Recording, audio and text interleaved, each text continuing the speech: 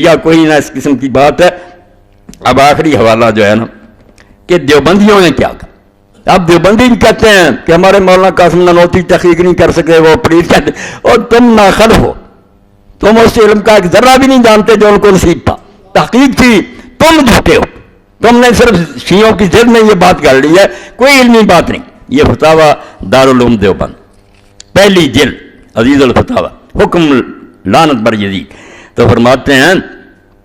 راج عند اہل سنت والجماعت، 8 صفحہ، عدم تکفیر بعد میں لعن یزید ایسے کہ ہمارے نزدیک زیادہ بہتر یہی ہے کہ اس کو کافر نہ کہا جائے، لعنت نہ کی جائے، اگرچہ